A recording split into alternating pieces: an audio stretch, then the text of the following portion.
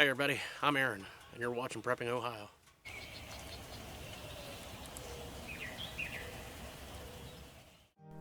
So there's been a project my wife and I have been wanting to work on for, well, a couple years now. See, we got the truck backed up to this little building. We're unloading toys. It kind of became a storage building. And you see the four-wheeler there with the little trailer. Well, the plan is to move this building out back. We've been wanting to build another cabin, but price has sort of been a thing. And this little building seems like such a waste. It was originally a playhouse for kids that have kind of grown. You can see my son's here helping us beat out some of the concrete in the ground. And you notice the braces. There's a reason for that. The thing is really, really top heavy. And I'll tell you, once we finally got it moving, I'm glad I put those braces on there. The ground's unlevel, and it's just a single axle trailer. And you can see here I did drop it down off of the cribbing that it was originally on. It made it just a little more stable. But after about 2 hours of finesse and wrestling and whatever, we made it back. Notice the mud on the left side? That's from the tires spinning. I think if I'd have waited one more day, it'd have been too wet because the storm did come in. I was sure happy to have my son helping me out do this. There's no way I could have done it by myself. And I don't even have the foundation ready. I just had some cribbing, put some cross bracing underneath of it. Was able to get it off the trailer just barely, so the trailer doesn't have to live there all winter. But now is where the work starts.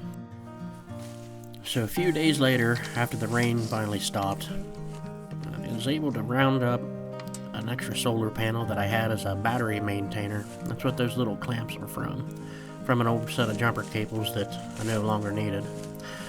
Have an old inverter and an old charge controller there that, well, it's just going to live out there. Oh, and that ladder, by the way, is the only way I can get into the building. I'm too old to do the wrestling around anymore. That's a 100 amp hour deep cycle lead acid marine battery, and I think I bought it from Walmart.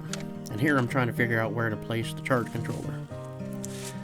The reason I want to put it on there is because the battery is going to transport in and out of the building. It's not going to stay in a stationary place. The building's just not big enough to have all that stuff in there as of yet.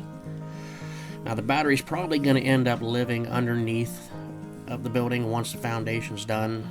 It's going to be jacked up about 6 foot in the air. I want to be able to walk underneath of it, and I'd like to be able to park the four-wheeler underneath of it too. So I'm going to take the battery in and out of the building as needed.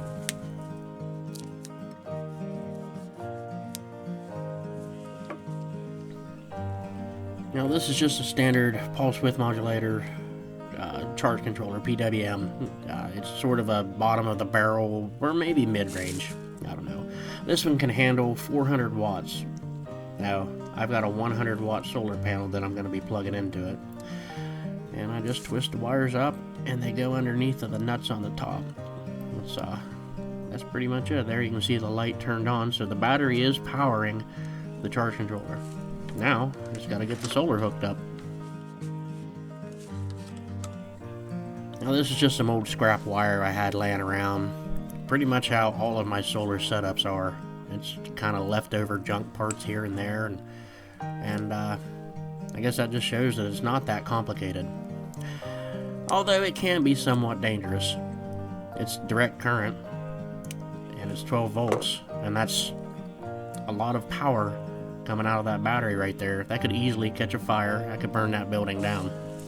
But I'm pretty confident that there's not going to be that big of a problem.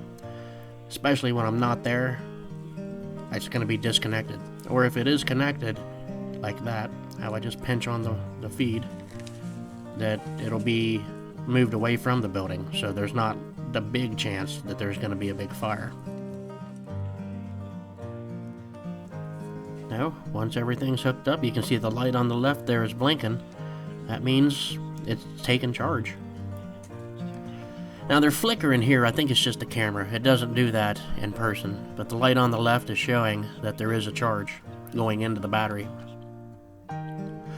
This is the little inverter I have, and same thing. It's just going to be clip-on, and it'll be in use when needed.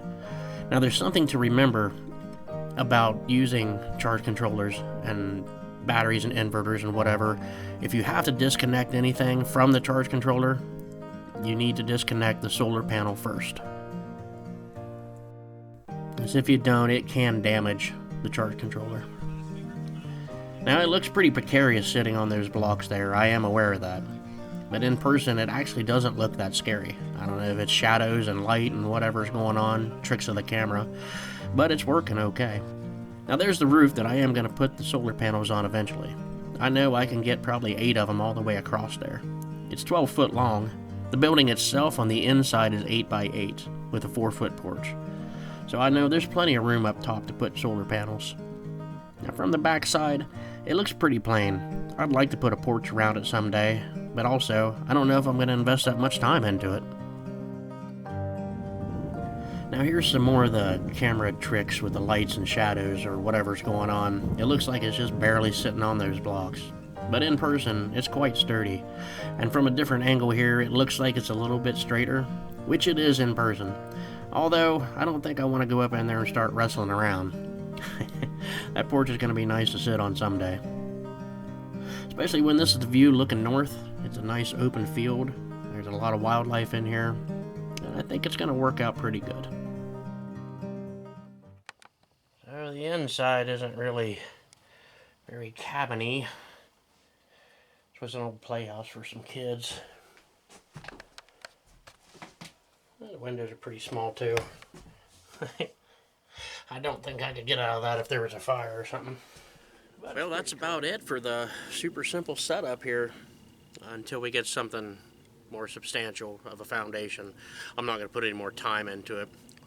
100-watt panel and a 400-watt inverter and a 100 amp hour deep cycle marine battery is more than what we'll need out here. We're really only going to use it for maybe powering a lamp at nighttime. One inside, maybe one outside, and it's got the USB ports on it, so we'll be able to charge our devices without having to have the little transformer, the wall wart transformer, which this will be just fine. And if I want, I can disconnect everything and throw it inside, or I can throw it underneath the building for now. I think it'll work just fine. And if you haven't already, please consider subscribing. Ring the little bell, you know the drill. So, next video is probably going to be working on the interior of this thing. I got to get rid of that pink. I can't live like that. So, I don't know if we're going to paint it or if we're going to make siding or buy siding for something inside. May even be just drywall. I don't know. Until then, thanks for watching. And as always, have a good one.